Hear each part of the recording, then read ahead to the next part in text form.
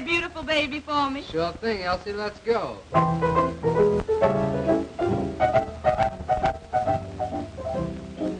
You must have been a beautiful baby.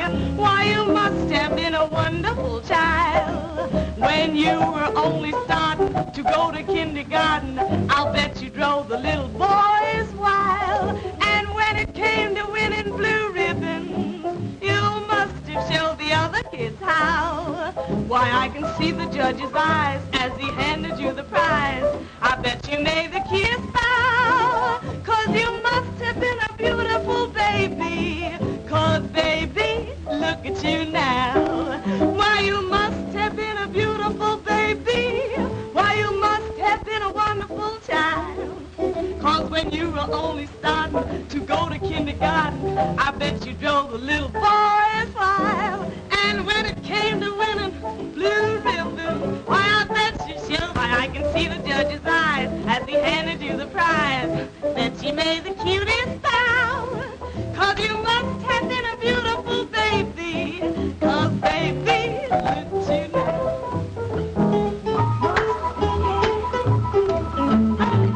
Sing it, boy, sing.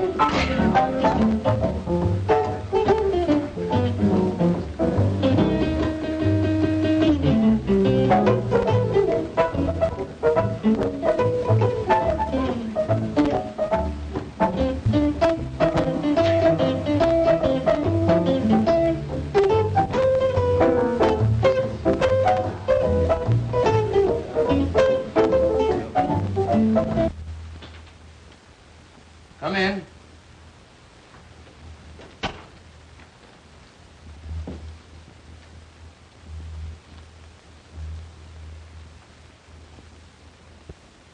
Hello, Elizabeth. What's on your mind? Heavens. What have you been doing? Hijacking somebody? May I sit down? By all means. There you are. No. Well, who from, how come, and what for? Tony Guido and Nick Cavelli. I smell trouble. Their gang just pulled a big job. The Peacock robbery. Smells like one of their jobs. They keep me on the anxious seat, all right. Well, what do they want? A little party in the private apartment upstairs after the joint closes tonight, That's easy. It's for rent for such purposes. with a half dozen of our girls to entertain them, including Elsie. That's what I was expecting. And what I feared. There goes the big dough. With 300 more on the line on delivery of Elsie. $500 gone with the wind. You know she won't go, so Because I want the place to make money. Why do you let her kid you? Well, you want us to kid ourselves? Nonsense. You're paying a handsome manager to look after such things, aren't you? It's 200 without her, 500 with her. $300 ought to be enough to get you to make that manager do his duty. 500 is almost enough to make me use a gun. But I don't think they could persuade that girl to go up to that apartment if they offered her 10 times that much. It's amazing to me how you let that pair play you. If you had the right kind of manager, you'd soon see how quickly Elsie'd be persuaded to sit in on these parties. Darn it, why rub it in? The girl is 100% for the joint for what she's been hired for. No, I just can't tell any girl to do what I know isn't just right or get out. I'm a gangster, but I still haven't sunk that low. Rats. If you'll make my brother manager, I'll guarantee that Elsie Bellwood will be doing just what the joint wants her to do in 10 days or... Nothing doing, Elizabeth. I beat up men. I'll never win for getting rough with a woman.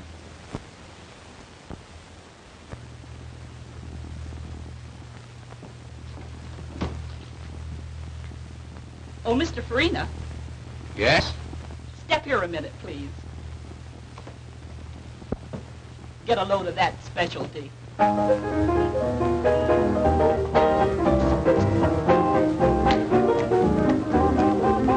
Some of these days, babe, you're gonna miss me, honey. Some of these days, babe, you're gonna feel so lonely. You're gonna miss my hugging. You're gonna miss my kissing. You're gonna miss me, baby, when I'm gone away. You're You're gonna feel so lonely, baby, just for me only. For you know, baby, you done had your day. And if you leave me, you know you're gonna grieve me. You're gonna miss your little brown skin chocolate drop mama some of these. You're gonna miss me. You're gonna miss me? You're gonna miss me. Ow. What is that? Watch it, boys. You're gonna miss your little brown skin chocolate drop mama some of these days.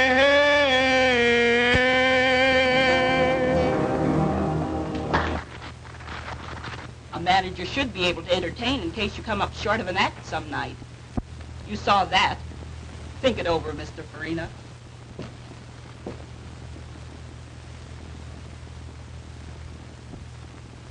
As I started to say, Elsie's a good performer, and they like her. But she's too high-hat. What do you mean, too high-hat? Well, I mean that she should sit in on some of these parties many of our customers are always asking her to. You understand, eh, Hadnot? But is that just right? You know that not Elwood, she's a good performer. Pleases everybody with her singing and dancing. So don't you think that's quite enough? Of course, but the other girls go in for it, so why not her? That's her business. I hired her to do just what she's doing. If she wanted, I couldn't stop her. But if she doesn't... I understand all that. But if we could promise some of them a date with Elsie, say, many would be willing to spend more dough. As I said, that's up to Elsie. But you mustn't expect me to try to persuade her. And I hope, too, that the Poodle Dog Cafe hasn't sunk so low until a decent girl can't work here. Ah, don't be so arbitrary, Hadnot. Many of the people who come here call themselves slumming. And if they want to date up a few of the girls for a little party afterwards, it means more dough for the joint. You understand? Of course I do, Farina. And they do it right along. But you were speaking about Miss Bellwood. And I merely said that if she doesn't want to go out on any, I'm not going to argue and abuse her about it. Good evening, Mr. Grotty. What's the matter? Oh, nothing much.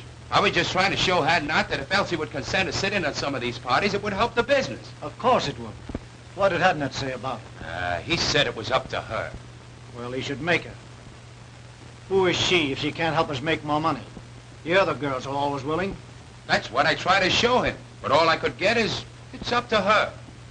I'll talk to Hadnot myself. Oh, Mr. Hadnot. Yes? Will you please step in here a moment? Of course.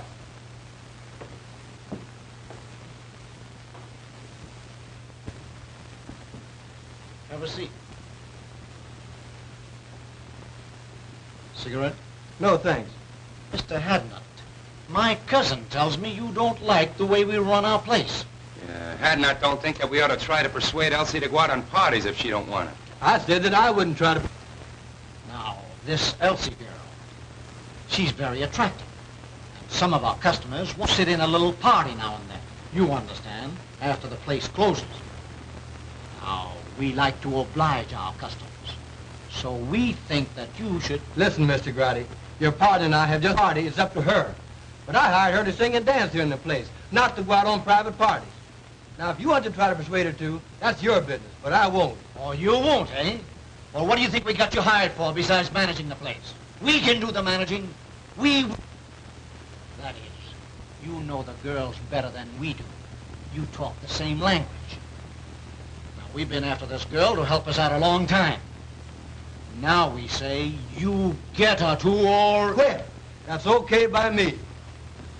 Now, Hadnot, you don't have to do that. Let's talk it over. You see, I try to You get... both made your positions very clear. There's no alternative but to do what you want me to or resign. I'm resigning. You can get plenty of men in my race to do anything you ask them to. So why waste your time on me? As far as Miss Bellwood's concerned, she's a lady. I have too much respect for her, for myself, to try to persuade her to do what you know and I know is wrong. As to you two, if you had any respect for the unfortunate members of my race, especially the girls who are forced to work here, you wouldn't try to make them do ugly things. But since you haven't, I don't like your attitude. I'm quitting. Good day.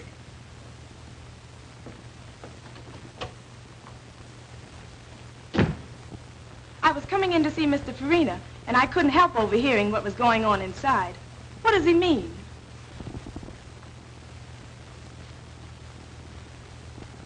It means that I'm leaving, Miss Bellwood. You leaving? But why?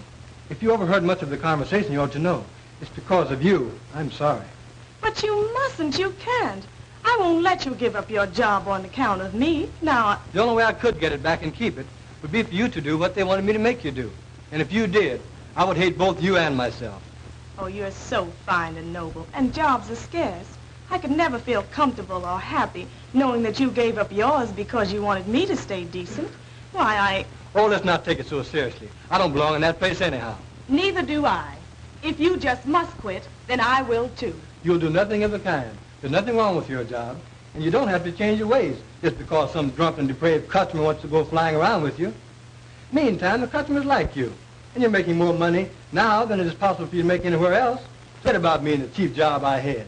But don't you understand that I understand all about what you want to say, but the fact is, I've been appointed to a job on the detective force. I was going to quit the first of the month anyhow. The prosecuting attorney is anxious to break up the cabaret racket, and their efforts to force you to be bad, whether you want to or not, should be a part of it. Anyway, I've got a better job, so go in there and do your work, and keep on being nice. I like you that way.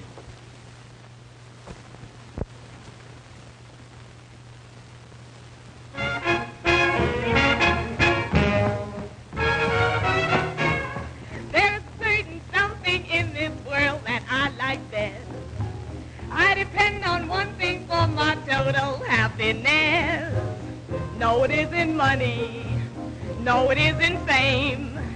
You may think it's funny when I start to explain. Got no shoes on my feet, ain't got nothing to eat, but I've got a heart full of rhythm. Not a dime to my name, but I'm rich just the same, for I've got a heart full of rhythm. Now when the skies are gray and everything's wrong, I find my way by singing a song. That the great think I'm small, I laugh at them all, 'cause I've got a heart full of rhythm. Got no shoes on my feet, ain't got nothing to eat, but I've got a heart that's full of rhythm. Not a dime to my name, but I'm rich just the same, for I've got a heart full of rhythm. Now when the skies are gray and everything's wrong, I find my way by singing a song. Let the great think I'm small, I laugh at them all, for I've got a heart full of rhythm.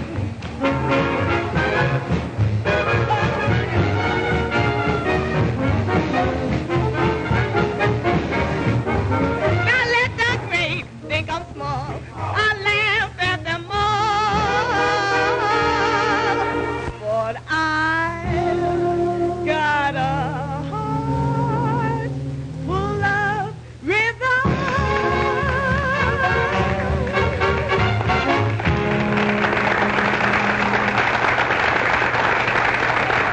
Be very happy when I think of you being without your job on account of me. Tell you, Elsie, if I may call you that. You may, of course. Thanks. That makes it easier.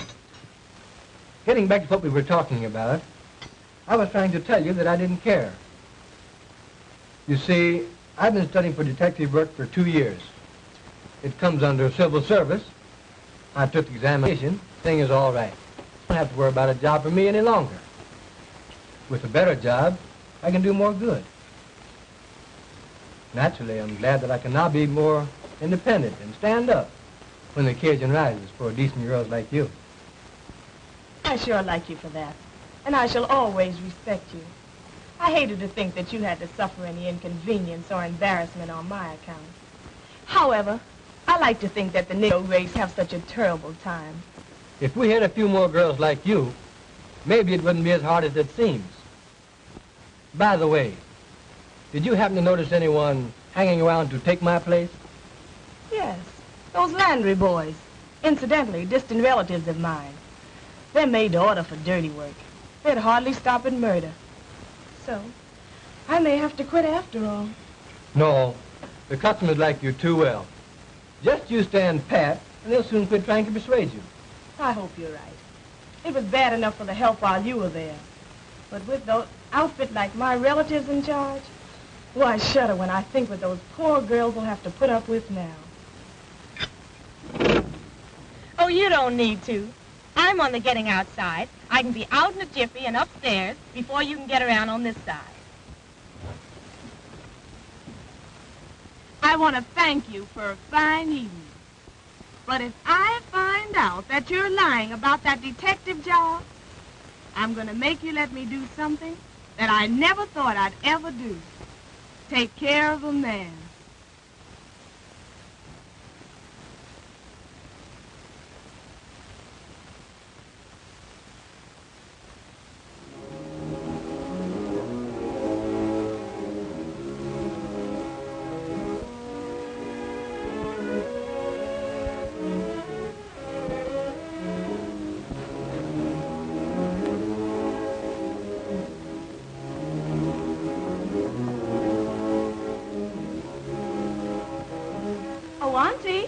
Oh, Auntie, are you asleep? You're playing possum on me tonight, Auntie. But why all the light? It'll hurt your eyes.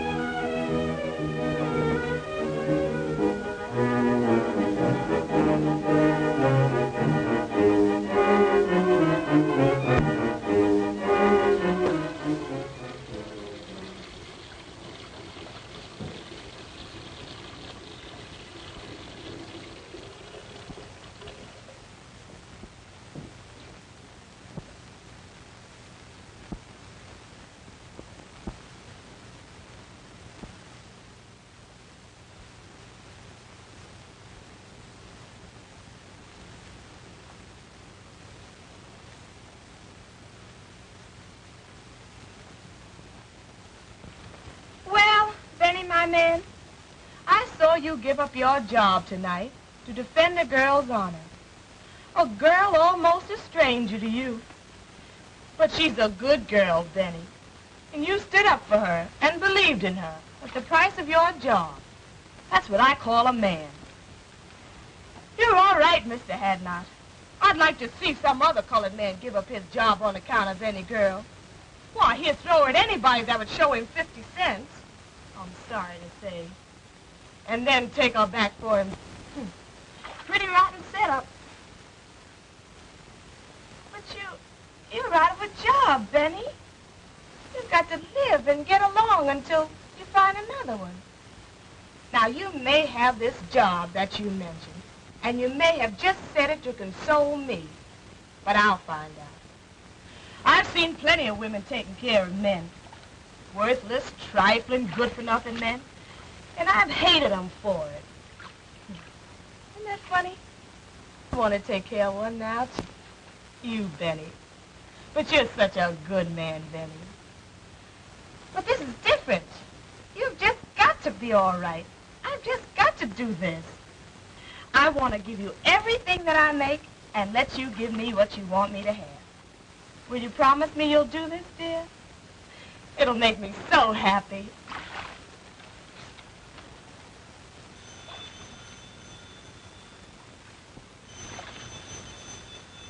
The phone. That's strange. I wonder who could be calling at such an hour.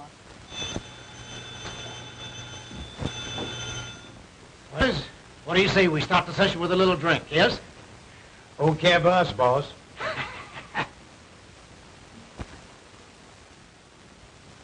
What can you want to talk to my aunt about at this hour? Please give me the message. She's offended. But if you say that it's a matter of life and death, I guess I'll have to call her.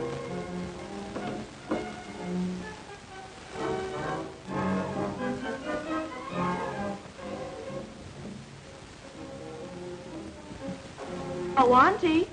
Auntie, someone wants you over the phone. Do you hear me? Poor Auntie. You're tired. I just won't do it. Whoever it is has got to give me the message or wait until you wake up.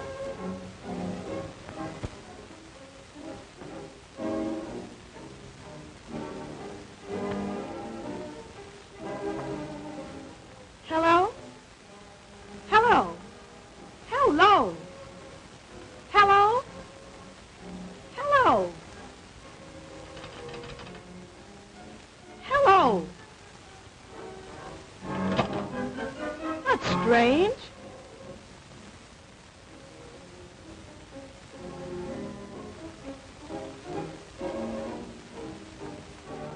Oh, Auntie. Auntie, wake up. Please wake up.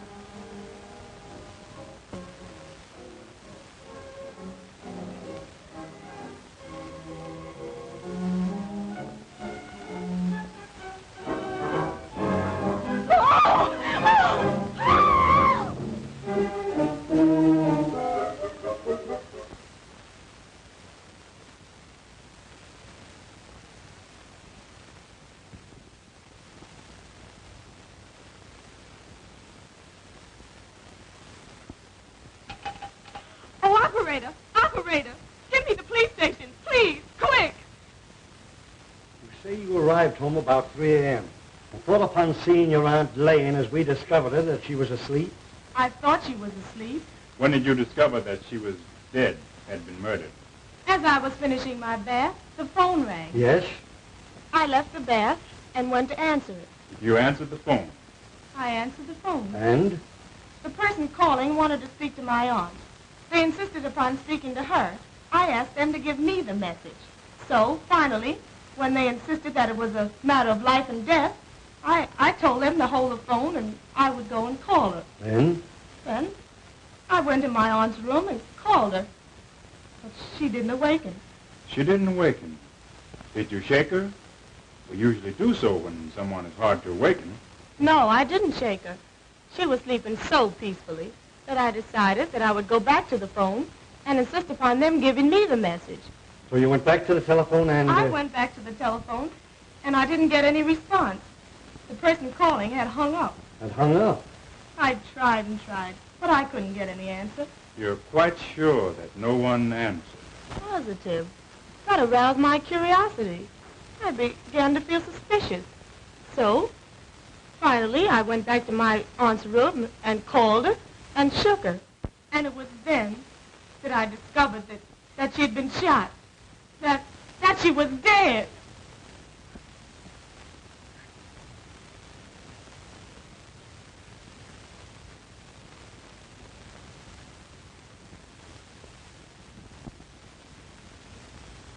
Well, what do you think of her story? Sounds truthful. It does, and it may be. But in cases like these, one can never tell. It always pays to reserve decision until you learn more. That's true. Who is the girl? Her name is Elsa Bellwood. Do you know her? In a general way. I've talked with her. She's considered a very good singer and dancer and works at the Poodle Cabaret. I see. Do you know anything about her reputation, her character? She's in the show business, you know. This case seems to offer something. It is unusual. For instance, someone calls over the telephone and insists upon talking to a woman you can see it who has been dead for hours. And times the call when he knew the girl would have returned from her work and at such a late hour. If the girl is innocent in this murder, then someone who called knew something about who did it, if they did not kill her themselves. Now, if the girl killed her aunt, she would have had to leave the cabaret. I guess, say, between 10:30 p.m. and midnight. Go home, shoot her aunt while she was asleep, go back to the cabaret, go on with her work, and then come back here in an hour and call the police station. It's too complicated for the arresting officers. There's only one thing to do. We'll have to take her downtown and hold her. I'm sorry. She seems like a very nice girl and truthful. But somebody killed that woman. Now, as the girl was the only one here, there's only one thing to do. Take her downtown and book her. Come on. Does this mean that I'm under arrest? I'm awful sorry, but you are. Oh. And it means that you're going to lock me up? Put me in jail? Yes, I'm awful sorry. I'm not blaming you. There's been a murder, and the law has got to find out who did it. Well, there's no one else to hold it this time but me. So... If you have an idea who did it... No, not the least. Not the least. Why, I can't imagine anyone wanting to kill my aunt. Poor auntie.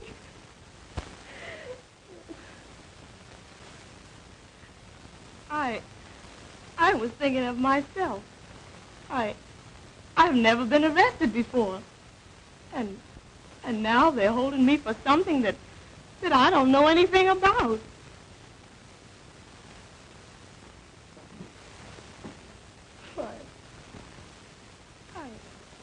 I'm under arrest, and they're going to put me in jail.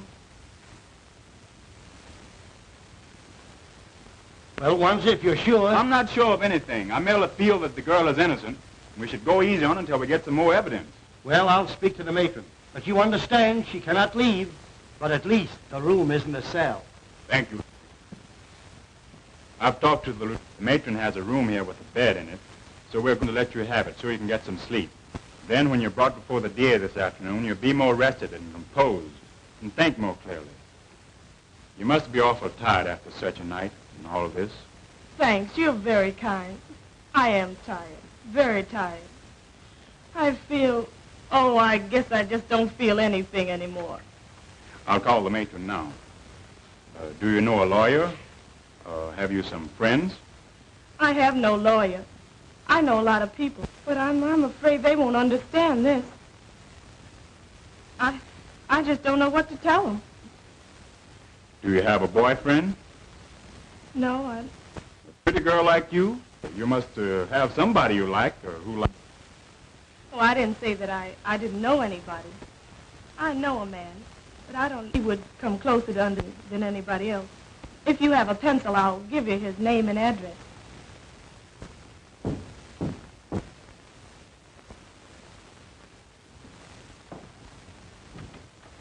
Hello, Wanzer. Hello, Edna.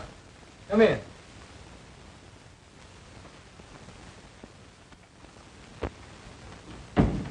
Have a seat. If Miss Bellwood didn't want to go on these private parties, and you know what that means, I wouldn't make her go. Say, if I had my way, I'd clean up every cabaret like the Poodlock in this town. I stay so annoyed when I have to look upon other girls forced to put up with all they have to that it just makes my blood boil. Well, that was the trouble, and why I lost my job. Miss Bellwood is a good girl. She's a good performer, and the people like her. So I was thumbs down on making her do anything, other than the work she had been hired to do, for her to hold a job. So that's why I'm out of the Poodle Dog. That's too bad, Hadnot. But what about your appointment to the detective force? That's gone through, and I'm starting to work the first of the month. Good. I'll be glad to welcome you. Thanks. But getting back to the girl, can you imagine her committing a murder? We couldn't even force her to go on a private party. I'm positive that she doesn't know anything about it. But this is the law, so you see what we are up against. Sure, I understand. Well, get your things on and come on down to the station with me, and we'll see what we can do. Of course. I'll be ready in a few minutes. Come in.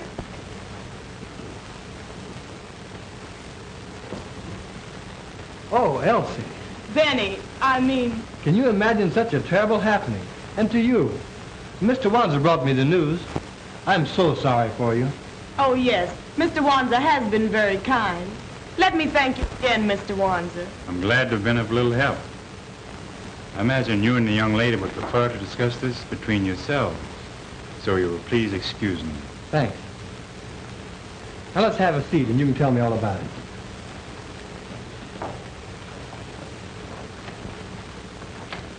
As I understand it, she had been dead several hours when you found her, after your arrival home. Oh, it was too terrible for words. Why, I walked about the house talking to her at intervals for about 15 minutes after and called, or maybe had called, to see if I had returned home. And when they found that I had and didn't know that she was dead, then that's the way it all ends. I can't even imagine beyond that. She was shot between 11 and 12 o'clock last night. Now, what time were you called? Between 3 and 4 a.m. She must have been dead at least 3 hours before the girl, according to her story, discovered the body. Just about. You know, this case offers something. Here are two colored women living alone together, who one finds the other mysteriously murdered. Now what? I've detailed Wanzer to investigate it. That's sensible. Being a colored man, he might be able to find out things that one of our other officers could not. And I expect him to uncover something by this afternoon. Come in.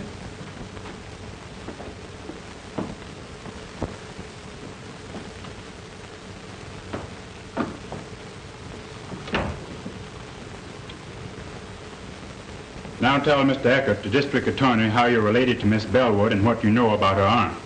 Well, I don't know that I ought to. Go ahead, sister. Tell them all about it. Well, all we know about the murder is what we read in the morning papers. Of course, we know, that is, we knew the victim, Josephine Hawkins. In fact, she was a cousin of ours. Oh, your cousin. So you were related. All right, go on. And this Miss Bellwood was her niece and lived with her. That we have already found out. Miss Bellwood told us that when we went to her house this morning. Of course, I merely mentioned the fact so that you'd understand. Now, what did this Mrs. Hawkins do? How did she live? You mean Miss Hawkins? She wasn't married, had never been married. Oh. No, she owned a beauty parlor that she ran downstairs in the same building. Have you any knowledge or idea how the expenses of the apartment were shared? No, I don't know. But I do remember once talking to her and of her saying that she had an awful lot of insurance for a woman, but that Elsie, her niece, had taken it out on her and was paying the premiums. So she was heavily insured, and her niece, whom we are holding here, paid the premiums, even had the insurance taken out. That's what she told me. Just when did she tell you that? Oh, 3 or 4 months ago, I'd say. That, of course, could be a motive for the murder. But we want to know more, Mrs. Green. The whole story. All you know. It's all right, Elizabeth. Go on. Tell them all you know. Well, Now, just a minute. Come here. You keep telling her to talk. How about you doing some talking yourself? What are you ordering her to tell? What do you know? Well, you see, I just got a job to manage the Poodle Dog Cafe last night. Oh, I see. You got a job to manage the Poodle Dog Cafe, and you got it last night. So what? Yes, he must tell all he knows. A murder has been committed, and the law must find the guilty persons. So tell all you know, if anything, about it. Well, we don't know anything much, mister. But you said the murder was committed between 11 and 12 o'clock last night. We were at the Poodle Dog Cafe from 9 o'clock last night, waiting to see Mr. Farini and Mr. Garotti about this job. At around 11 o'clock, I...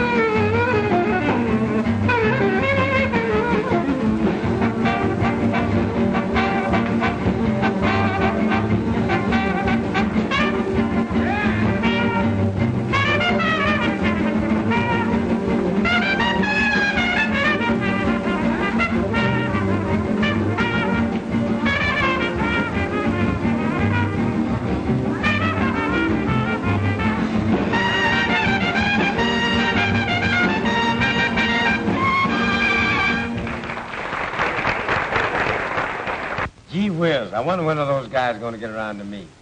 We've been waiting here for 2 hours. I'm getting tired. Well, go on outside and catch some air. But we're going to keep on waiting until they send for you if it takes all night. All right, I'm going outside. I'll go along with you. What time is it, anyhow? 8 minutes to 11. Now, how long are you going to stay out there in case they send for you? Oh, I don't know. 5 or 10 minutes. All right. I'll expect you back in 10 minutes. Be sure you're back in 10 minutes, however. And I hope you get back before they send for you. So do I.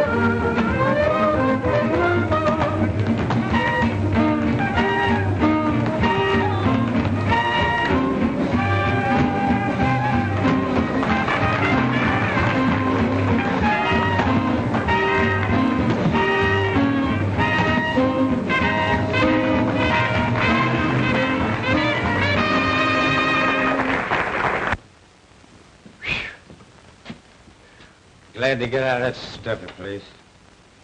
Cigarette? Yes.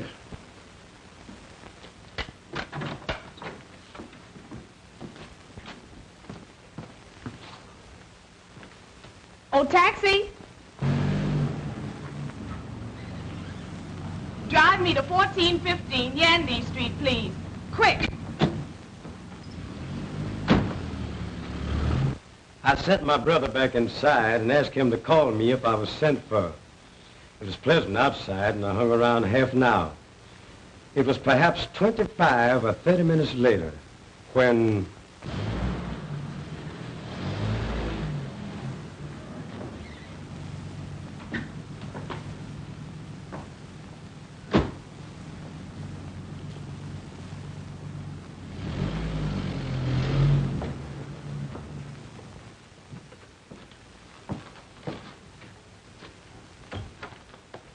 It's ready to see you now.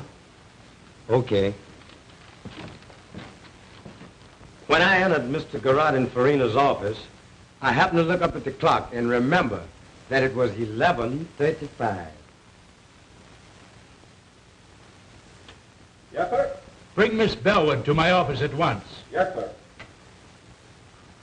I thank you people for the information you have given me. I'll take your address, and if and when we need you, we'll send for you. You may go now. I sure hope you don't send for me. Oh, what an awful story. Why, I didn't leave the cabaret from the time I went to work until Mr. Hadnot picked me up and drove me home shortly after 2 o'clock that morning. Why has the man chose to lie like that? Perhaps he's trying to shield the real murder. Would he have any motive for killing her himself? Oh, I don't know. The whole thing has become so confused until I can't think clearly anymore. But I can't see where he would have had any motive. And why are they trying to put it on me? These cousins of your aunt seem to have hated her, or you both. Can you prove that you didn't leave the place at the time he said you did? I'll try to. Now, let me think. I remember. After the first show, or I should say between shows, we always do 2 shows, I went to my dressing room and had a nap. I always do. If someone saw you go to your dressing room and could swear you stayed there until the second show, that would counter this evidence, which Landry will no doubt repeat when he's placed on the stand at the trial. That's it, Miss Bellwood. You took the words out of my mouth. I see. No, because I always lock myself in, and I don't recall seeing anybody when I went in or when I came out. That will make his statement about seeing you leave the place hard to disprove. But we've got to produce evidence to prove that he's lying.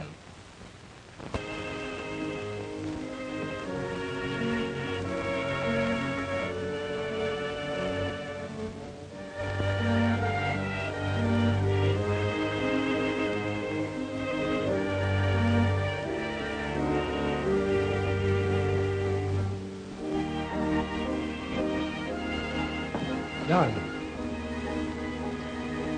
There's no use, Benny. Why give me false hope? Just leave me here to slowly succumb to this living death. I want to forget that I was ever born, and that I ever had any hope, and that I was ever a free person, once happy and hopeful. I can both understand and appreciate your hopelessness and despair, Elsie. But I want to tell you, dear, that I love you, have loved you long before you even knew it, and that I've dedicated my life to righting this great wrong and setting you free. Since you didn't kill your auntie, somebody else did. So you see, I must ultimately succeed, and I will succeed. Oh, what you say sounds so beautiful, Benny. But I'm only a convict now, and I shall always be pointed out as a convict. You're a victim of circumstances, Elsie. You're not the first person to suffer this misfortune. When the guilty persons are brought to justice, you'll be a martyr, and no person can point a finger of guilt or scorn at you. I'm going to help you, dear, but you must help me to enable me to help you. Help you, Benny? How can I? Easily and simply. I believe Mrs. Green and her brothers either killed your aunt or hired somebody to do it. At least know who did. Either way, the truth is not before very long. Some Negro mixed up in this is going to talk. They always talk, and they can never keep a secret, especially one so important as a murder. Maybe. But why haven't they talked? They know... Don't you catch my point, dear? You had to be convicted first. They've kept so busy telling lies to put you here that they couldn't start talking up to now. But with you convicted and here in prison, they'll soon relax. They'll think they've been smart in putting you here and don't know enough to realize that you can be gotten out. Their first move now will be to try to get the insurance money. I'll bet I'll be able to write you in less than a week that they've made application for it. I love you, dear. You're my great incentive. Kiss me.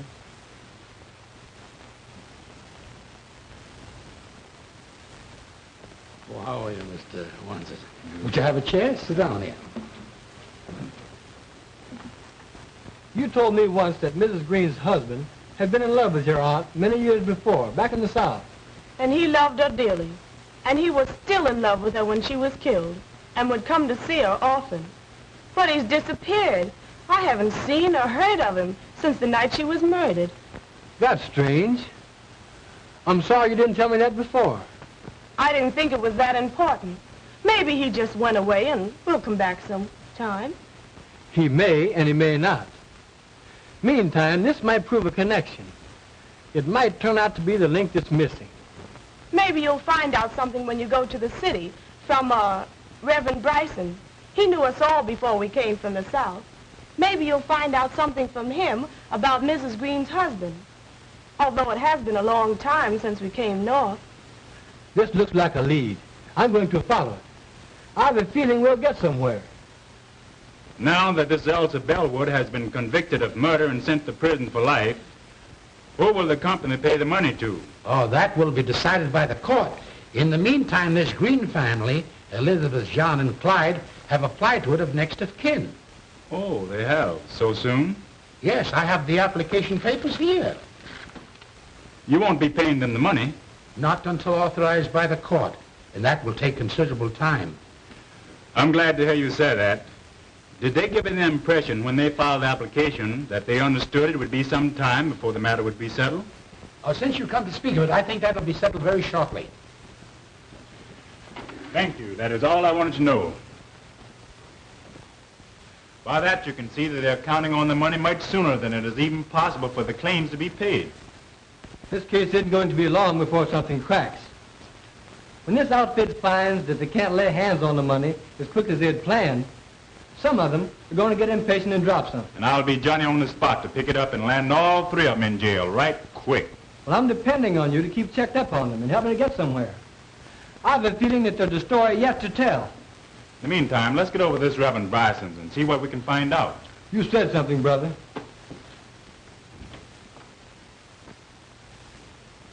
Be seated, gentlemen.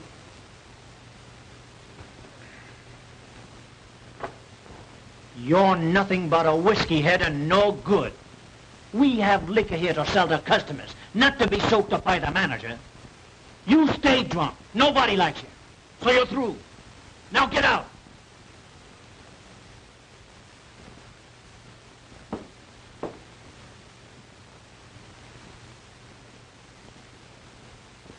Yes, I know everybody that's involved in this unfortunate affair.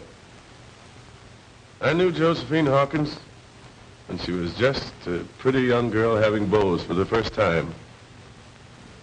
I knew Elizabeth Landry when she pulled the trick on Ned Green that made them man and wife. She says that she's going to have a baby and that I'm his father. Are you? Maybe I am and maybe I ain't. You know I ain't the only one that's been running around with her. Well, that's the chance you take, young man. She has you charged with fatherhood. There's no alternative. What do you mean there's no alternative? Well, I mean that you must marry the girl. But I don't love her. Never did and never will. You know who my girl is. You know who I've been going around with. And I ain't afraid to tell you that I love Josephine Hawkins. She wouldn't come up with no tale like this. Why should she want me to marry her when she knows that I'm in love with her cousin? Well, that I don't know, young man. Now, you admit that you've been having clandestine affairs with that girl. She charges you with being the father of her unborn child. If you do not marry the girl, she'll have you arrested and put you in jail. You have a very good reputation, and you shouldn't permit either yourself or the girl to be scandalized. When you get ready for the ceremony, bring the girl here to me. Well, I married the couple, and 3 months later,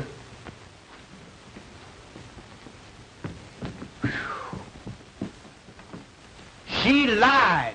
She's no more to become a mother than you are. She tricked me into marrying her, the dirtiest trick a woman could pull on a man. That's why I came to you to find out what could be done by it. well, you might ask for a doctor's examination. And if the examination proves what you say, I think the court would grant you an annulment. I don't want to wait that long. I can't be bothered with no nerves. I am leaving town. I'm afraid if I stayed here, I'd kill her. I ain't got time to be bothered. I am leaving town tonight. Goodbye. Heartbroken, Josephine Hawkins had left town, gone north. And Elizabeth, after Green had left her, she left shortly afterward also for the north. And feeling that Green had followed Josephine, which perhaps he had, Elizabeth took her brothers, whose reputation was rather unsavory, north with her. 10 years later, I was transferred to my present charge. And when I came here, I learned that under the threat of death, Elizabeth's brothers had virtually forced Green to live with her. And in the meantime, Green's love for Josephine had never died. And he insisted upon seeing her whenever he had a chance. I think you have given us the key, Doctor, to the missing link in this tragedy. And we'll start from here and run this thing down. You can bet.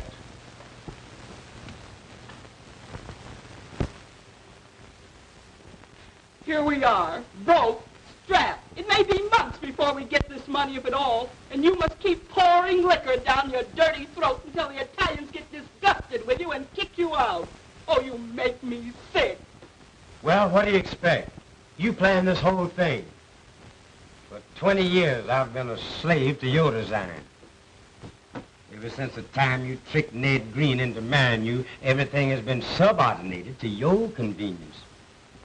The only way I've been able to keep up is to keep pouring a lot of rotten liquor in me. And I couldn't quit drinking. No, because I had that cheap job at the Poodle Dog Cafe. And just as soon as you get this money, I'll go out of your life forever. And you won't never need be bothered with me again. I'm sick and tired of the whole thing. And I'll be glad when it's through and all over with.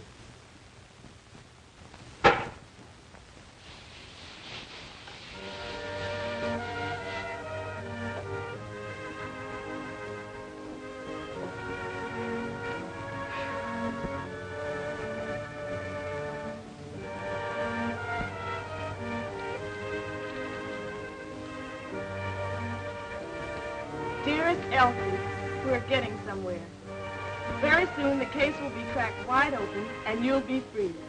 In the meantime, now and always, dear one, that I love you. Love you. Benjamin.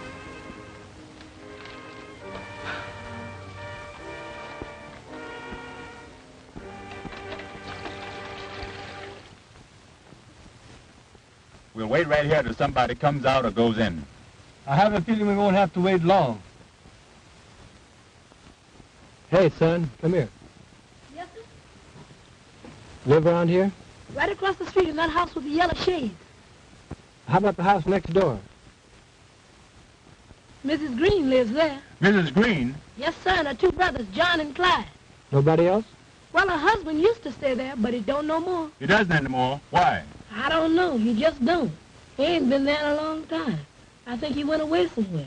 Anyway, he ain't there no more. But Mrs. Green's brothers, do they still live there? Oh, yes, sir. One of them's there now. He always is. The other one will be coming along soon. They eat about this time. And the other one will be coming along soon for his dinner. Which one's there now? John. He sleeps up until about this time. Then he gets up and eats. And then he goes down to the Maple Leaf Social Club. Maple Leaf Social Club, eh? Well, what time does he get back? He's never back before I go to bed, so I guess he gets back kind of late. Now, this brother John that you mentioned, does he work? They say he does. My papa says they gamble down there. And he does something. Thank you, son. Oh, there's something for you. Oh, thank you, sir. Now, what time do you go to bed? About 9 o'clock, sir. About 9 o'clock. I see. How would you like to meet us, say, right here at 8 o'clock? We want you to carry a note. We'll give you another quarter. Oh, I'll be glad to, sir. Right here at 8 o'clock. Right here at 8 o'clock. But remember, don't tell anybody. We won't be able to meet you and give you that other quarter. Oh, I know how to keep my mouth shut. I'm studying to be a G-man. I won't tell nobody. Be sure that you don't. You can go now and meet us back here at 8 o'clock. At 8 o'clock, don't tell nobody. I'll get you, mister. Goodbye. What's the idea, anyhow? I want to have a little talk with Brother John. A little private talk, and I need the boy to help me to arrange it. Let's go down to Morrison now for a glass of beer, and I'll tell you the rest when we get there. Now, that's the way we'll work it. Sir, that's a clever plan to thought up all by yourself. Why didn't you think of it before? And why didn't Napoleon think of airplanes and howitzers? He could have really conquered Europe then. You go load the men into 2 cars and stop in the next block. They don't need to know what we're doing until we're doing it. I got you, Steve.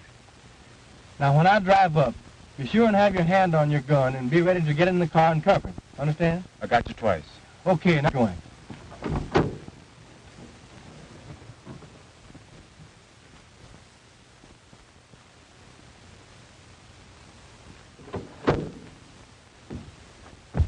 All right, mister. Here I am. So I see. Johnny on the spot. Always be on time, and you'll get somewhere by the time you become a man. Yes, sir. Say, do you know where the Maple Leaf Club is? Sure. I want you to show me that. So you drive up to the next corner, then you turn right, and there you are. All right, here it goes.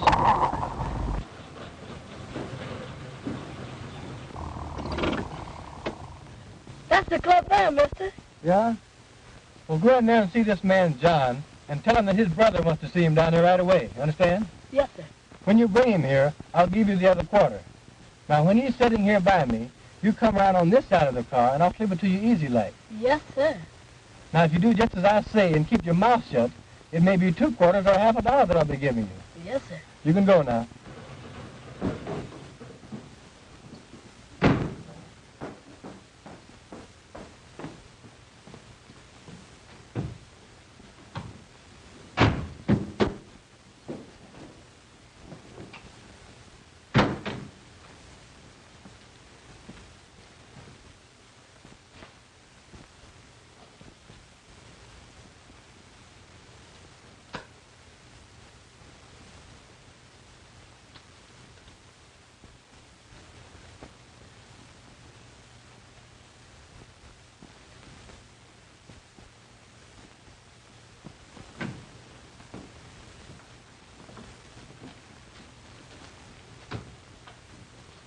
Hello, John. Well, hello, Edna.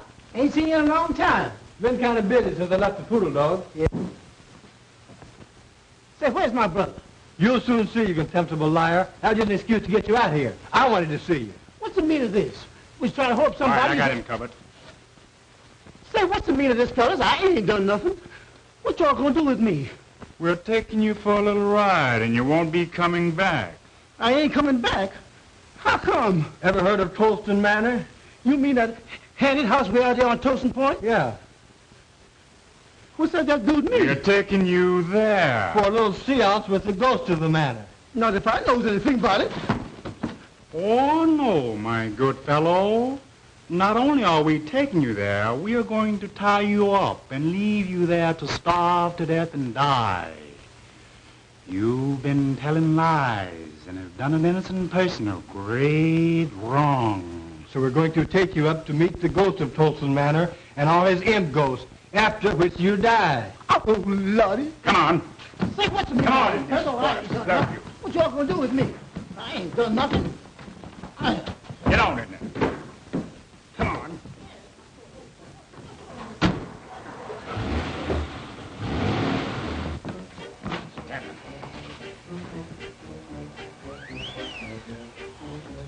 All right, Walter. Make a light, please.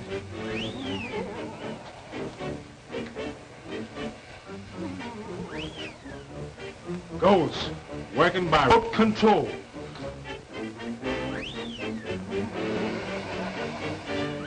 I hear that the only living things that visit here are huge buzzards with pink necks and white gills who fly down through the chimney and pick the bones of liars like John here, whose lips have caused great suffering. They tie them to that post over there. And when the buzzards fly down and devour our bodies, old Tolston turned their soul into imp ghosts. And every night at 12...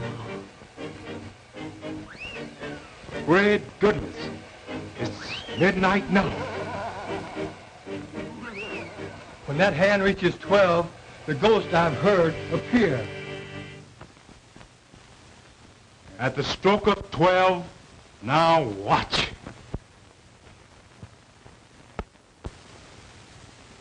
Well, that settles it. The party's over for a while, so we'll tie John up and leave him here and... Oh, please, man, please don't. Of course, if you care to do a little talking, tell us who killed Josephine Hawkins. We might decide to wait a while. If you promise them hands won't come back, I'll tell you anything, everything. Just don't leave me here. You're such a rotten, dirty liar until I hesitate to believe anything you say. You swore in court under oath, so how do you expect us to believe you out here? But I'll tell you why we brought you here, and why we're going to leave you here with these ghosts. You killed Josephine Hawkins. I killed who? Josephine Hawkins. And you lied about Miss Bellwood when you swore she left the cabaret and went home and shot her aunt. I didn't. What do you mean? I means I did lie about Miss Bellwood. So did my brother. But I didn't kill her aunt. Neither did my brother. I don't believe you. But we're going to tie you up and leave you here for the dirty lies you told on that poor innocent girl. We didn't kill her. I swears we didn't. But we did lie about seeing Miss Bellwood. And if you won't leave me here, I'll tell you all about it. Well, what do you think about it? Oh, I wouldn't believe this guy on a stack of Bibles. I don't see any use in wasting more time listening to this dirty liar. For if he'd lie enough to put an innocent girl into the penitentiary, we certainly can't afford to listen to him now. Please, man, won't you give me a chance? I didn't kill my cousin, but I did lie about it. I admit that, and if you promise you won't leave me here, I'll tell you all about how it was done. Shut up, you lying skunk. I don't heard you say. Wait a minute. After all, we can listen to his story, and if we still don't believe it, we can tie him up and leave him here. Oh, well, if you insist. All right, you rascal. But the moment I'm convinced that you're lying, we're going to tie you up and leave you here. I thank you, mister. I ain't going to lie. You can keep me here until you prove everything I says. All right. We're going to listen to your story.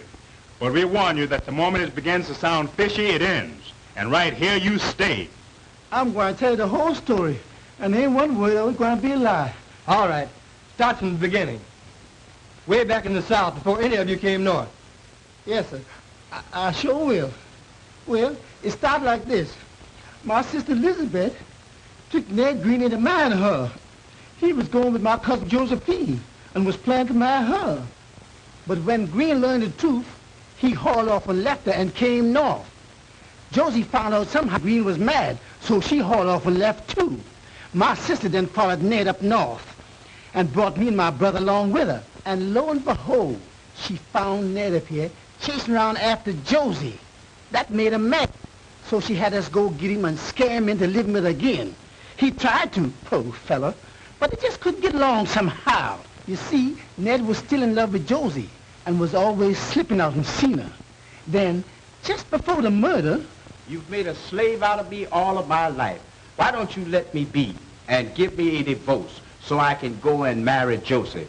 You know I love Josie and have loved her always. We would have been happy if it hadn't been for your lying lips. I'll not let you alone. And I dare you to try to get a divorce. If you even as much as start to try, I'll have my brothers break your ugly neck. Same thing, year after year, the same thing.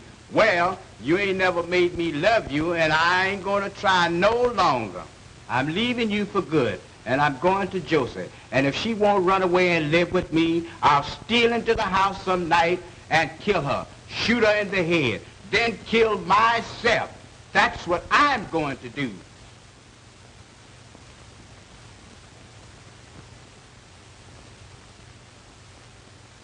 No dumb Negro like you ever had nerve enough to shoot anybody.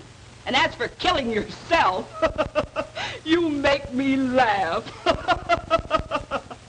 But my sister was mistaken that time. For the very next night, that was the night of the murder, when we returned home from the cabaret where we testified, we saw Elsie leave, then come back. We found a note.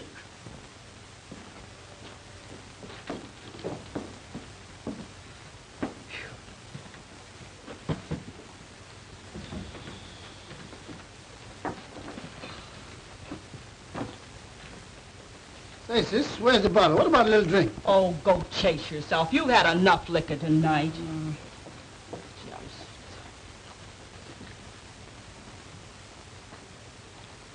Say, what's this? There's a letter.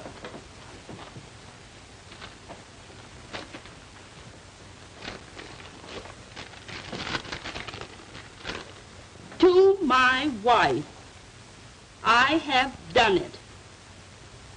There is nothing to live for, so tonight I went to Josie's house and shot her through the head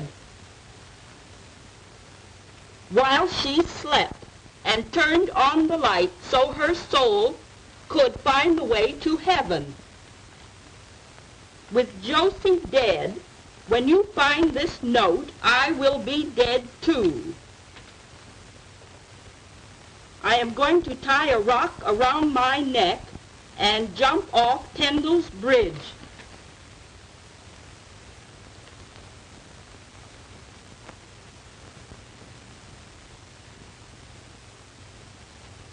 If you care to bury me, you will find my body at the bottom of the river under the bridge. Unhappily, Ned. My sister then sat down and planned the rest. We knew exactly what time Elsie would come home. So she called up Cousin Josephine's house every 10 minutes, starting at 2 a.m. She finally got Elsie. She could tell then that the girl didn't know her aunt was dead when she said, I'll go and call her. And when she did, Lizzie hung up on her. She knew then that Elsie would find out that her aunt was dead, had been killed. Lizzie stayed up all night long, making up that lie about Miss Elsie leaving the cabaret and coming back, so as to make it look like Elsie did it. Then she rehearsed me and Clyde on how to tell it. We were scared they would mix us up. All the time we was at the district attorney's office, Lizzie kept on pinching me and Clyde to make us tell it like she rehearsed it. You see, she was after that insurance money, and she figured that if she could get Elsie convicted, why, she'd get it. Well, what do you think of it? Well, I guess we'll put him under arrest while we check on his story. And if we find Green's body... That'll reopen the case and set Miss Bellwood free. All right, fella. We're calling the party off, taking you back to town and locking you up until we can see if your story is true. Let's get going.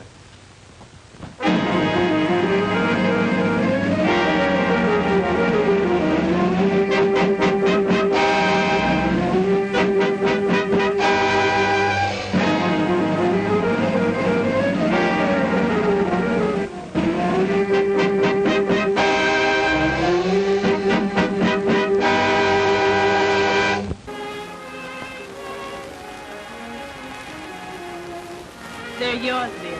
I'm giving them to you. Giving them to me? Now, what do you mean? Just what I say.